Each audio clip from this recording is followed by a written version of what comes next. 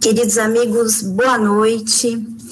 Amigos da USE Intermunicipal de Bebedouro, nós agradecemos o convite carinhoso na pessoa de Edmir. É sempre uma alegria nós estarmos juntos, conversando sobre doutrina espírita, fazendo novos amigos, fazendo trocas produtivas. E nesse sentido, nós pedimos sempre para que a mensagem do Mestre consiga guarida em nossos corações. Então, meus amigos, a nossa pesquisa bibliográfica de hoje nós vamos citando ao longo da exposição, mas nós utilizamos sempre as obras da codificação como base, e nessa exposição nós utilizamos também o Novo Testamento de Haroldo Dutra Dias, da Federação Espírita Brasileira. E nós apresentamos as figuras dos montes como um referencial, montes por onde Jesus esteve e deixou tantos ensinamentos que ainda nos desafiam, porque nós não conseguimos colocar todos em prática, mas estamos no caminho. Portanto, nós vamos analisar essas passagens evangélicas nos montes, sob a luz da doutrina espírita, reforçando que são apenas alguns aspectos, porque os ensinamentos são muitos, há um fato material de reflexão a ser abordado constantemente. Então, meus amigos, existia uma importância religiosa dos montes no Velho Testamento e no Novo Testamento. Acreditava-se que quando se sobe um monte, uma serra, uma montanha, aproxima-se de Deus. Nós, na doutrina espírita, podemos pensar na elevação de pensamentos, do campo vibratório, para estarmos em uma conexão maior com a espiritualidade, com Deus.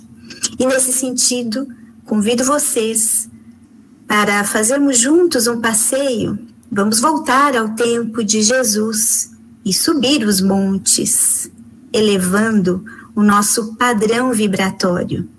E o primeiro monte que nós vamos visitar é o Monte das Bem-aventuranças, assim chamado porque foi nas encostas de um monte que Jesus proferiu o mais famoso dos seus sermões, o Sermão da Montanha ou o Sermão do Monte. E Jesus, vendo a multidão, subiu a um monte e, assentando-se, aproximaram-se dele os seus discípulos e, abrindo a sua boca, os ensinava, dizendo, e começam as bem-aventuranças.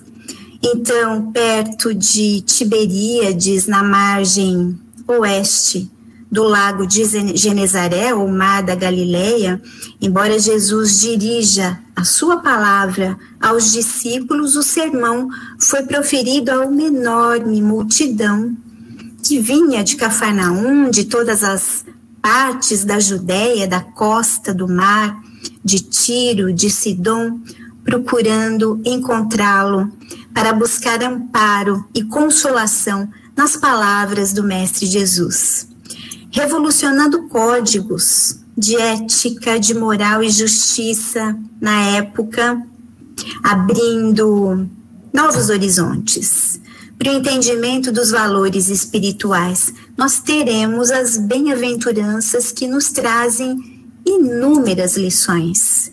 Entre elas, as lições da humildade, do consolo, da mansidão, da misericórdia, da pureza, paz, do cumprimento da lei, todas elas diretrizes do amor. Nós temos ali um roteiro de felicidade traçado pelo Cristo. E a doutrina espírita nos ajuda a entender as bem-aventuranças, porque acende uma luz sobre o Evangelho. Então, não mais uma visão que se limita do berço ao túmulo, mas sob um outro ponto de vista, da imortalidade da alma, das reencarnações, e isso amplia a nossa compreensão e nos dá sentido existencial. Emmanuel, benfeitor espiritual de Chico Xavier, disse com muita propriedade na obra Vinha de Luz, que o Evangelho é o sol da imortalidade, que o Espiritismo reflete com sabedoria para a atualidade do mundo. E justamente, Kardec pergunta aos espíritos superiores, na questão 627 do Livro dos Espíritos, qual a utilidade dos ensinamentos dos espíritos, já que Jesus ensinou as verdadeiras leis de Deus? Será que eles teriam algo a acrescentar? E os espíritos da codificação nos explicam que agora é necessária que a verdade seja inteligível para todo o mundo.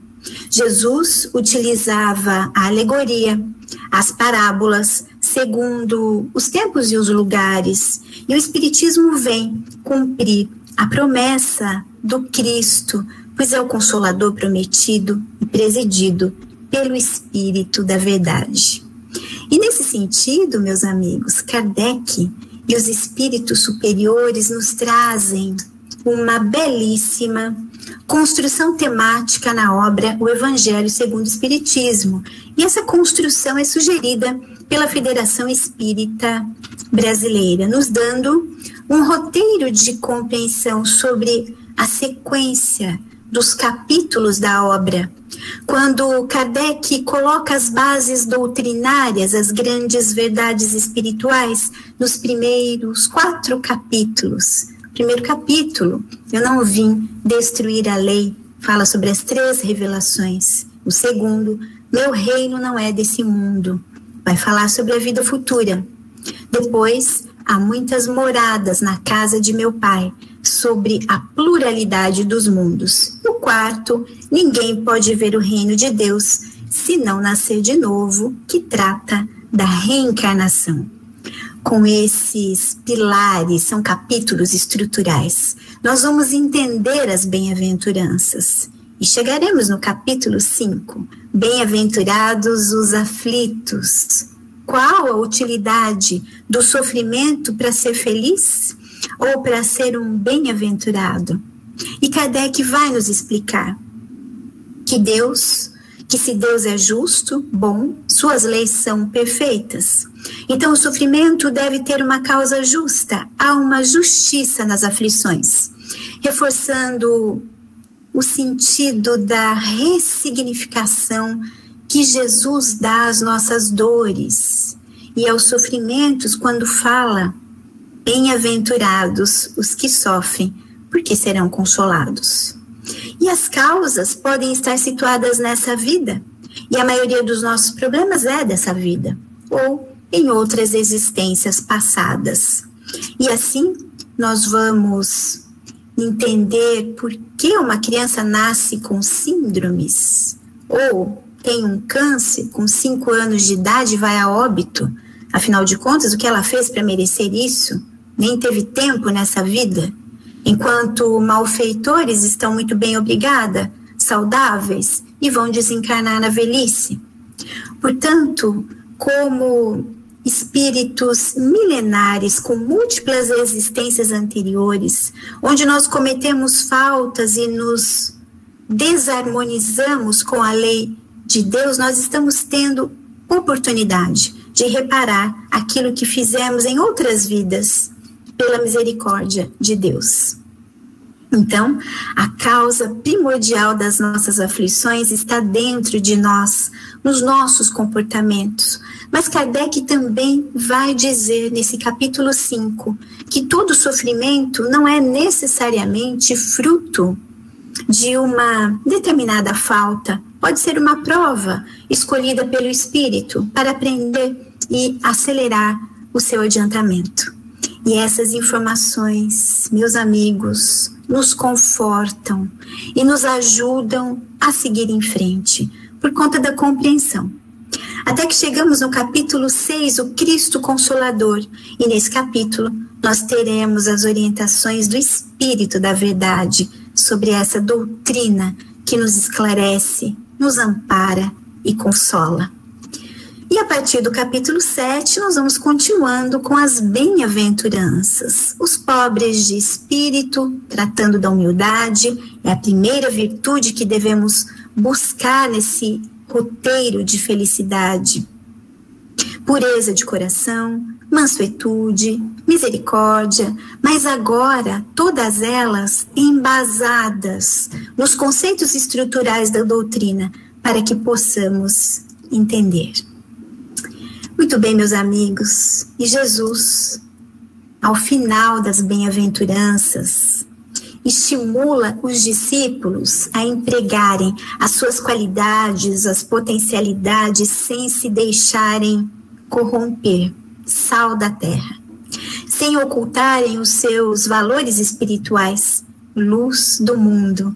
Uma lindíssima orientação que diz assim: vós sois o sal da terra, e se o sal for insípido, com que há de se salgar? Para nada mais presta, senão para se lançar fora e ser pisado pelos homens. Vós sois a luz do mundo.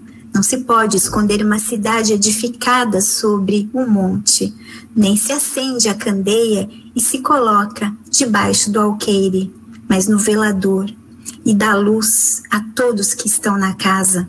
Assim, resplandeça a vossa luz diante dos homens, para que vejam as vossas boas obras e glorifiquem a vosso Pai que estás nos céus. Lindíssimo. O conhecimento do Evangelho e do Espiritismo é luz que devemos espalhar, libertando as nossas sombras e consolando as nossas aflições. A verdade não deve mais ficar restrita a círculos fechados ou a poucos, mas deve resplandecer nos corações de todas as criaturas.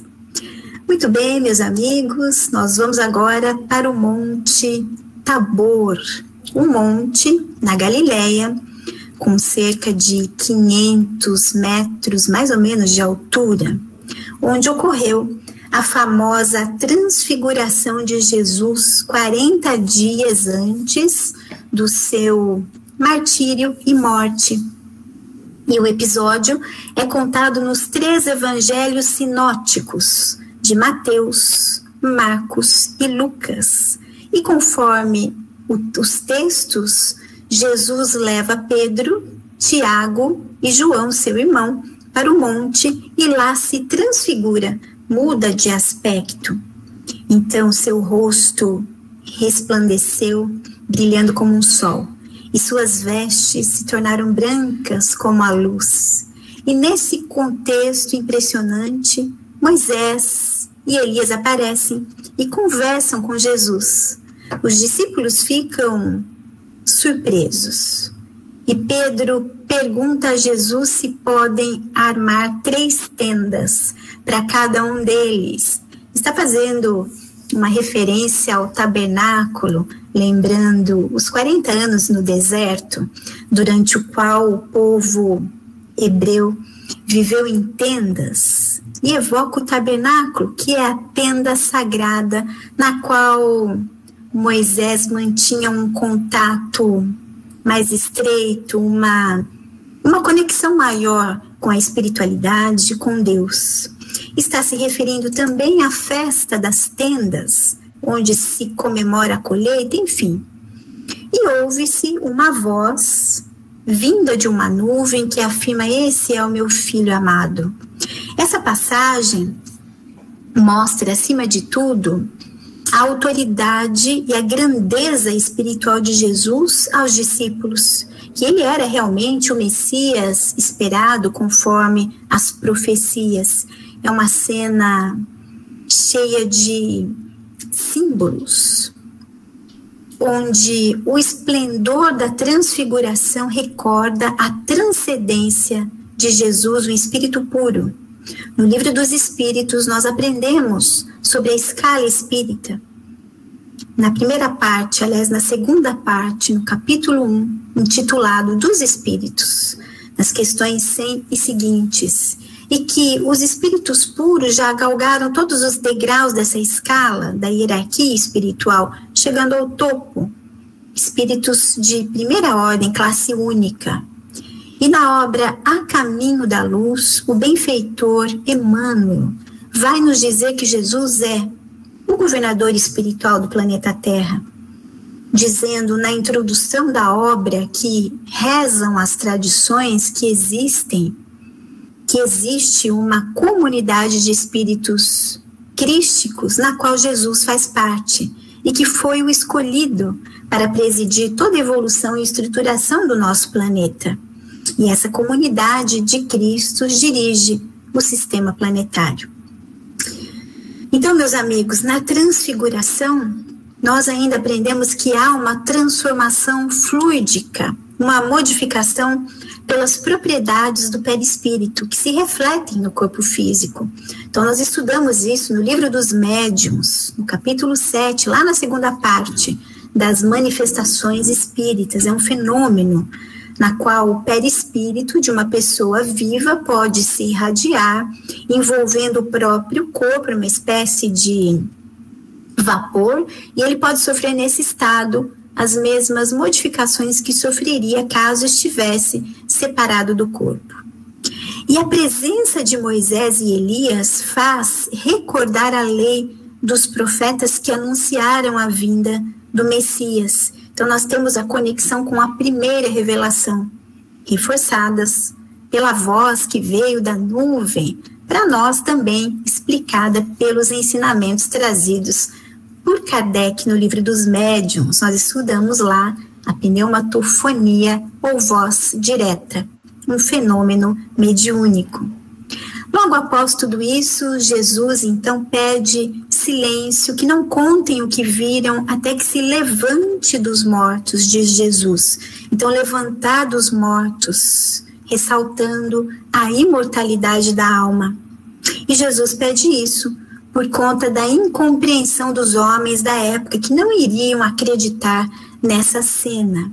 Então, os discípulos perguntam a Jesus: então, por que os escribas dizem ser necessário vir primeiro Elias? E ele responde: digo-vos por outro lado que Elias já veio e não reconheceram, mas fizeram-lhe tudo quanto queriam. Então os discípulos entenderam que ele lhes tinha falado a respeito de João Batista. Ou seja, meus amigos, reencarnação, mais um ensinamento trazido nessa cena. E a comunicação com os espíritos de Elias e Moisés, um outro fenômeno mediúnico. Então nós temos muitas lições nessa passagem, ela é muito rica de ensinamentos. Então nós temos o processo evolutivo do espírito, a manifestação de Jesus como um espírito puro, fenômenos mediúnicos, muitas revelações, imortalidade da alma, reencarnação. Lindíssima essa passagem pelo Tabor. E Emmanuel vai nos dizer na obra O Consolador, perguntam para ele na 310, a transfiguração do Senhor é também um símbolo para a humanidade? E ele responde: todas as expressões do Evangelho possuem uma significação divina, e no Tabor contemplamos a grande lição de que o homem deve viver a sua existência no mundo sabendo que pertence ao céu, por sua sagrada origem, sendo indispensável, desse modo, que se desmaterialize a todos os instantes, para que se desenvolva em amor e sabedoria, na sagrada exteriorização da virtude celeste, cujos germes lhe dormitam no coração. Então, meus amigos, nós somos espíritos e a nossa verdadeira pátria é espiritual. Nós estamos encarnados no mundo para evoluir. O sentido da desmaterialização trazido aqui por Emmanuel é o desapego das coisas e pessoas, o combate ao egoísmo para ampliar a nossa capacidade de amar. Nós deveríamos agir como espíritos que realizam experiências na matéria, mas na verdade nós nos comportamos como seres materiais, realizando algumas experiências espirituais. Precisamos inverter isso. E algo que nos sustenta muito nas experiências é o hábito da prece.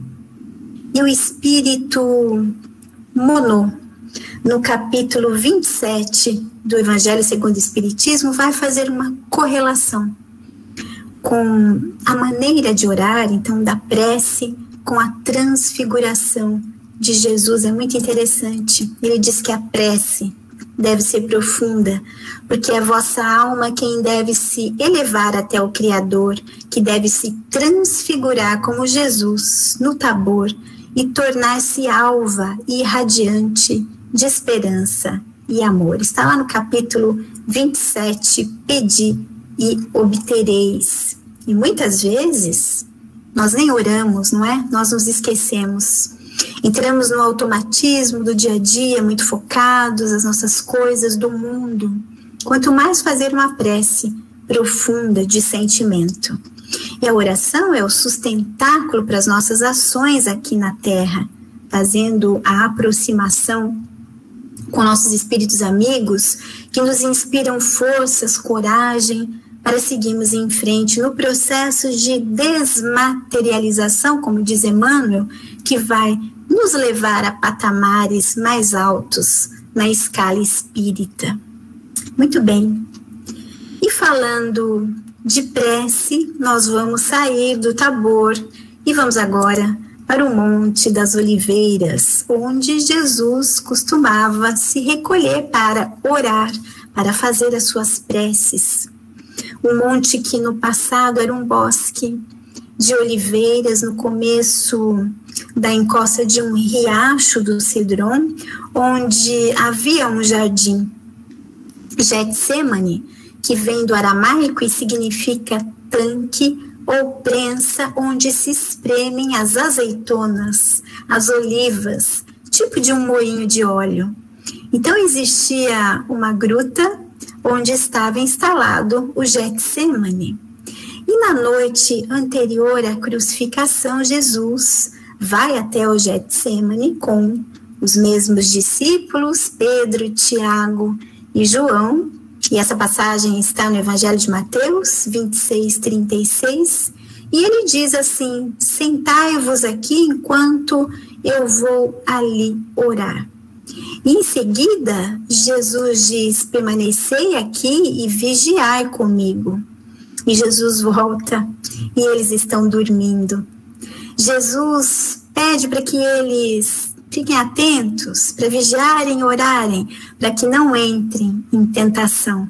E eles dormem pela segunda vez. E até que pela terceira vez, eles dormem por 3 vezes, cedendo à tentação do sono. E isso acontece conosco todos os dias, meus amigos. Nós cedemos à tentação do sono simbólico, como que anestesiados pelos nossos atos, desatentos à vigilância dos pensamentos, das falas e das atitudes. Quantos ainda permanecem dormindo? Somos nós, sem saber nada de nós mesmos, sem atentar para o que realmente importa, aquilo que tem valor, as coisas do espírito, ao que é perene e não ao que é transitório. Então, nós estamos ainda muito presos às tentações. E nós temos uma orientação, uma instrução muito interessante na obra Ação e Reação, coleção André Luiz. E no capítulo 8 dessa obra, André Luiz está analisando, juntamente com o instrutor Silas, casos de obsessão. E um dos obsessores do caso envolvido, Leonel, ele vai dizer o seguinte, que eles aprenderam nas escolas de vingadores uma das estratégias de obsessão, que é analisar a imperfeição que predomina na pessoa, aquela pessoa que é objeto da vingança. Então, todos nós temos aquilo que pega como se fosse um perfume que exalasse um pouco mais. Então, ciúme, vaidade, preguiça, orgulho, cobiça, indisciplina. Então, Leonel vai dizer o seguinte, que cada um é tentado externamente pela tentação que alimenta dentro de si. Olha que interessante. Ou seja, é a imperfeição que predomina, que eles chamam de desejo central ou tema básico. É o reflexo dominante da nossa personalidade e é fácil analisar a natureza que predomina na pessoa. E a maioria de nós, meus amigos, ainda vive esse sono, que é o sono da carne. E para sair disso, há de se ter muita vontade, precisa querer, para realizar o esforço do autoconhecimento e trabalhar as nossas sombras. Afinal, Jesus nos chama, dizendo, acordem. Então, nós vamos voltar à simbologia do Getsemane, que é muito bonita. Então, nós temos essas figuras, esse aqui é o jardim atual e a prensa das olivas. O Getsemane é uma prensa para extrair o azeite das olivas, uma pedra que vai esmagando para se retirar o que há de melhor no fruto. Se não for esmagada, não se chega à essência do azeite, ao que o fruto pode oferecer de bom. Uma construção literária que nos traz uma reflexão profunda. Jesus está prestes a sofrer o Calvário e os apóstolos, amigos, não o acompanham na vigilância, no recolhimento. Jesus enfrentou sozinho. Quantos Getsêmanes nós temos que enfrentar sozinhos, meus amigos? É o nosso pedaço, que ninguém vai passar por nós. Getsêmanes maiores, outros menores, mas que para nós são importantes para a purificação da nossa essência. Não se aplica a Jesus, porque Jesus passou por isso por amor, como missionário, já era espírito puro. Quando nós estamos nessa dinâmica da dor que causa sofrimento, nós devemos refletir na produção desse azeite precioso que é o aprendizado, o crescimento, amadurecimento. O azeite produzido deve ser servido e convertido em alimento ao próximo.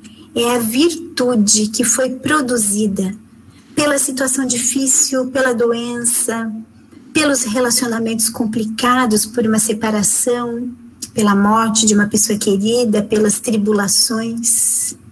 Então vejam, a época de Jesus, azeite era remédio. Lembra da parábola do bom samaritano, que derramou azeite sobre as feridas do próximo, aquele homem caído na estrada? É a virtude que foi produzida pelo samaritano, que era um homem de bem. Ele derrama caridade sobre o outro, sobre a dor do outro. Caridade no sentido como Jesus a entendia, segundo o Livro dos Espíritos, o famoso BIP, benevolência para com todos, indulgência para com as faltas alheias e o perdão das ofensas. Então, os acontecimentos dolorosos trazem uma carga de aprendizado e autoconhecimento que vão nos edificar. Quando o sofrimento chega em nossas vidas, nós devemos olhar de frente e entender o que ele deseja construir em nós, para que tudo não seja em vão. Porque sofrer por sofrer não traz aprendizado quando nós nos afundamos na dor ou deprimimos. Então, meus amigos, os símbolos dessa passagem são muitos. Nós temos a situação difícil que é o Getsemane, azeite, alimento ao próximo, sono, que significa a consciência de cada um. E nós nos lembramos sempre do emblema do trabalho do Criador, que o Espírito da Verdade pede para Kardec colocar nos prolegômenos, no prefácio do Livro dos Espíritos. Então vejam que interessante. O corpo, aliás, a cepa é o corpo nessa simbologia. O bago é o espírito unido ao corpo e o suco é o espírito. E diz o Livro dos Espíritos que o homem quintessencialmente sacia o espírito através do trabalho, ou seja, como é que se extrai o suco da uva? Amassando. Meus amigos, nós temos que ser amassados para evoluirmos. Esse é o caminho. Muito bem. Na obra Boa Nova, de Humberto de Campos, um livro muito interessante, Psicografia do Chico, vai nos contar sobre essa passagem, porque João ficou inconformado por ter dormido. Ele amava o Mestre Jesus. Como é que ele pôde ter dormido no momento supremo? E ele levou isso com ele por muito tempo. Até que um dia, em desdobramento, ele tem um contato com Jesus que vai dizer o seguinte a ele. Conta a obra. Diz assim: João, a minha solidão, no horto é também um ensinamento do Evangelho e uma exemplificação. Ela significará para quantos vierem em nossos passos que cada espírito na terra tem de ascender sozinho ao Calvário de sua redenção, muitas vezes com a despreocupação dos entes mais amados do mundo. Em face dessa lição, o discípulo do futuro compreenderá que a sua tem que ser solitária, uma vez que seus familiares e companheiros de confiança se entregam ao sono da indiferença. Doravante, pois, aprendendo a necessidade do valor individual no testemunho, nunca deixes de orar e vigiar. Capítulo 27, belíssimo, oração do horto. Então, meus amigos, quando nós pensamos no sono dos discípulos, nós devemos entender também que os outros estarão conosco nos nossos Getsêmanes, nas nossas dificuldades, de acordo com suas possibilidades, às vezes dormindo, inconscientes, imaturos, dentro das suas limitações. Um processo de doença, um diagnóstico difícil, muitas vezes é assim. Não significa que eles não estão nos amparando, até estão, mas eles estão oferecendo aquilo que podem naquele momento. E muitas vezes nós reclamamos, cobramos o apoio que achamos que não temos. No entanto, nós é que devemos estar com todas as nossas possibilidades, acordados, de olhos bem abertos, conscientes no enfrentamento positivo do problema, da doença, da morte de um ente querido, de um conflito qualquer. Esse é o convite de Jesus quando diz sobre a necessidade do valor individual no testemunho. E claro, orando e vigiando nossas ações, as nossas ações, e não as ações do outro. Porque nesse sentido, o processo é nosso. Muito bem, nós estamos quase finalizando o nosso passeio e chegamos ao Gólgota. Então, o Calvário de Jesus começa quando ele é aprisionado no Horto das Oliveiras, Getsêmani, até a sua crucificação no Gólgota, que era uma colina que tinha uma saliência no solo rochoso, parecendo uma caveira. E a crucificação realmente era cruel, era uma tortura, um gênero de morte aplicado a quem era considerado desprezível e que possuía enormes culpas e crimes. Jesus recebe a chamada cruz alta, própria para quando se desejava expor o condenado lá em cima. Portanto, quando foram oferecer vinagre na esponja, colocaram uma vara para poder alcançar os lábios de Jesus. Então vejam, meus amigos, vamos imaginar, Jesus está no topo do monte. Imaginem ele lá, crucificado, olhando com amor para todos, que somos nós, para todas as nossas fragilidades. E desse modo nós nos lembramos de uma passagem de Tomé, também descrita na obra Boa Nova, pelo Espírito Humberto de Campos. O capítulo é o 28, intitulada O Bom Ladrão.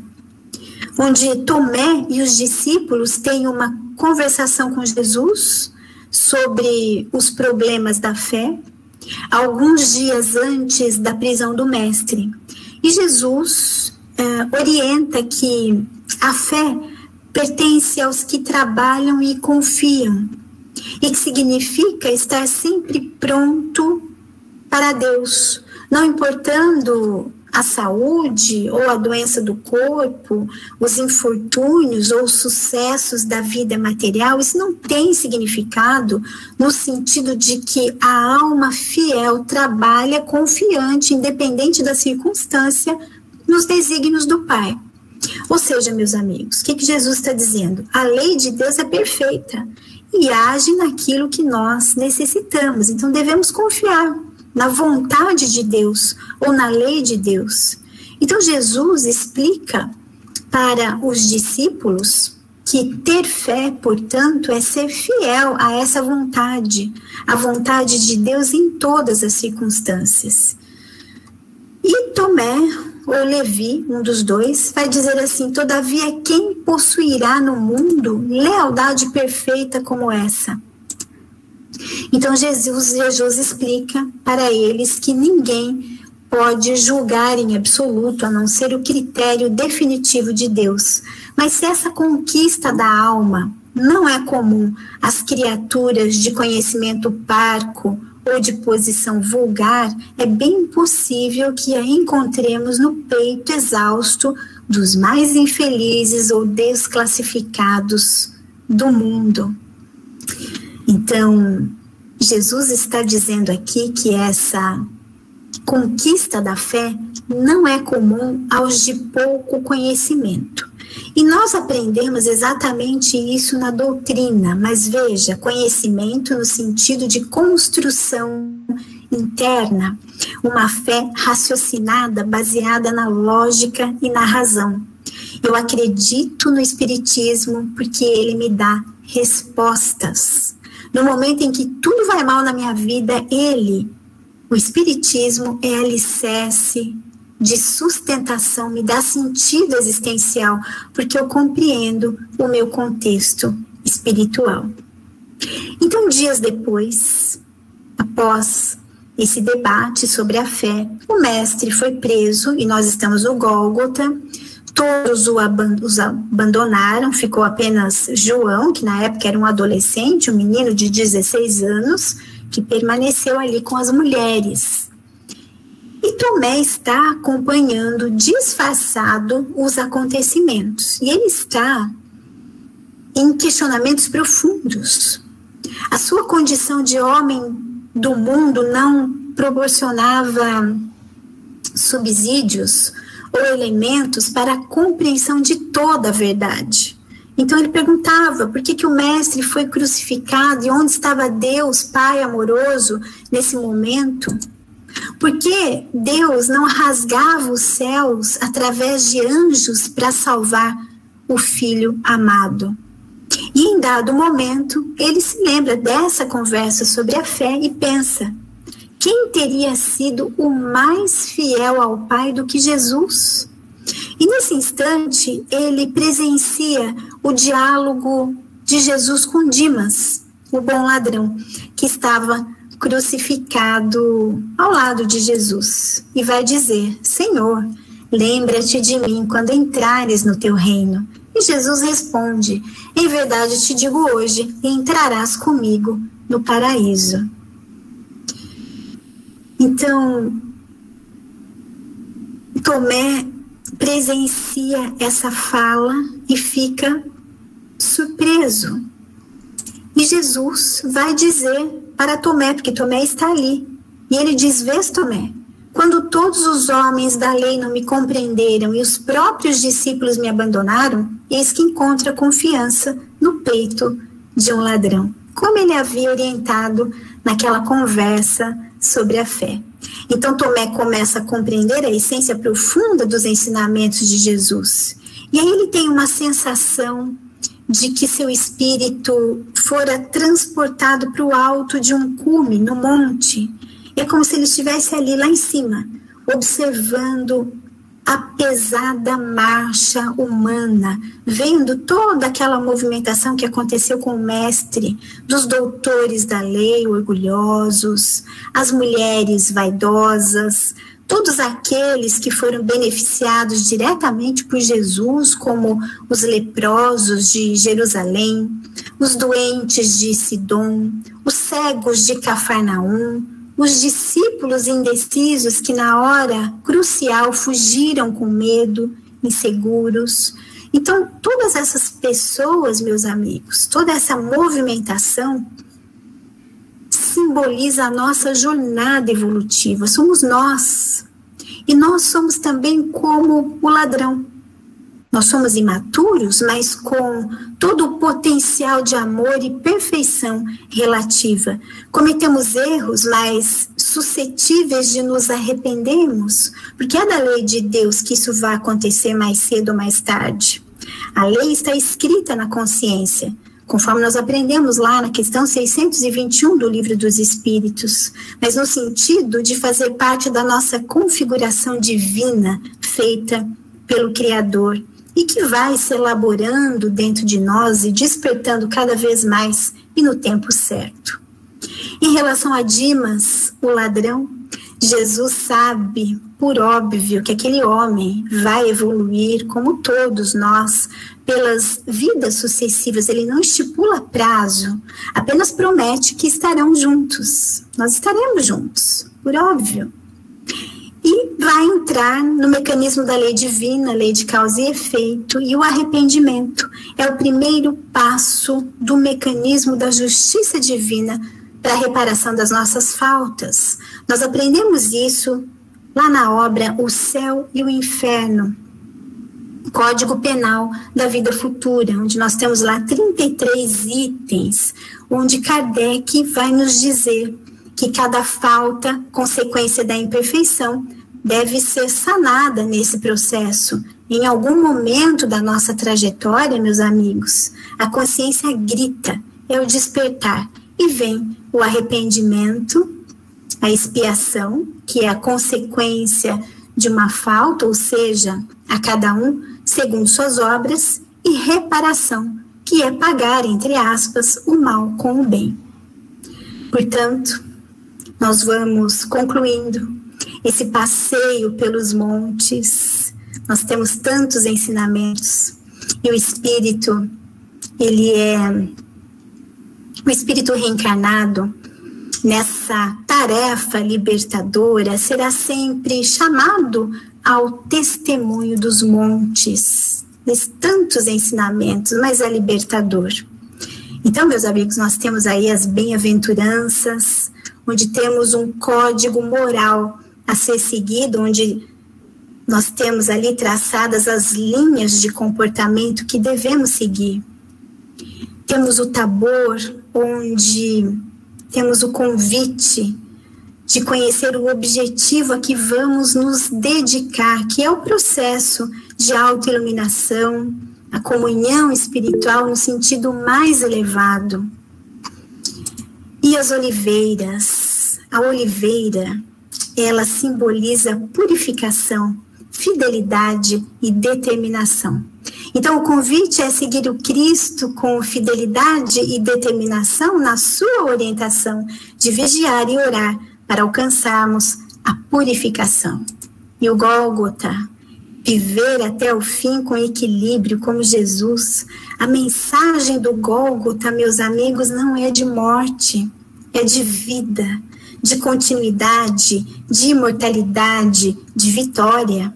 É ali que Jesus, aparentemente vencido, triunfa, imortal, nos trazendo o ensinamento de que devemos viver dentro das diretrizes do Evangelho, com abnegação, fé e dando o testemunho do amor. Entre as 7 frases ditas por Jesus na crucificação, no Gólgota, nós temos uma muito significativa para nós, que traz a mensagem do perdão. Pai, perdoai, eles não sabem o que fazem. E olha, meus amigos, eu acho que nós continuamos sem saber o que estamos fazendo. Portanto, estudar, meditar, ponderar sobre as lições evangélicas nos ajudam a mobilizar as forças íntimas de mudança. Nós temos uma orientação muito interessante na obra Renúncia, do benfeitor Emmanuel de Alcione, que vai nos dizer que o Evangelho tem um aspecto ascensional, progressivo, cujo fim nós não atingiremos até a aplicação de todos os detalhes. Então, o Evangelho precisa ser conhecido, meditado, sentido e vivido. E nós estamos conhecendo ainda, meditando, sentindo um pouco e vivenciando muito pouco. É natural da evolução. Mas quando nós refletimos, quando nós estudamos as lições de Jesus vinculadas agora ao Consolador prometido, que é o Espiritismo, vai brotando dentro de nós um sentimento profundo de gratidão. E é com esse sentimento de gratidão que convido vocês a orarmos juntos. Vamos fazer a prece de agradecimento a Jesus por Emmanuel, e que nos diz assim, vamos lá. Senhor Jesus, nós te agradecemos pela coragem de facear as dificuldades criadas por nós mesmos, pelas provas que nos aperfeiçoam o raciocínio e que nos abrandam o coração, pela fé na imortalidade. Agradecemos pelo privilégio de servir, pelo dom de saber que somos responsáveis pelas próprias ações, pelos recursos, nutrientes e curativos que trazemos dentro de nós. Agradecemos pelo conforto de reconhecer que a nossa felicidade tem o tamanho da felicidade que fizemos para os outros, pelo discernimento que nos permite diferenciar aquilo que nos é útil daquilo que não nos serve. Agradecemos pelo amparo da afeição, na qual as nossas vidas se alimentam em permuta constante, pela bênção da oração, que nos faculta apoio interior para a necessária solução dos nossos problemas. Agradecemos pela tranquilidade de consciência, que ninguém consegue subtrair de nós. Por tudo isso, amado Mestre Jesus, e pelos demais tesouros de esperança, de amor, de alegria, de paz, que nos enriquece a existência, ser bendito, Senhor. Gratidão imensa, gratidão à USE Intermunicipal de Bebedouro. Foi um prazer imenso estar alguns minutos com vocês. Muita paz a todos. Muito obrigada.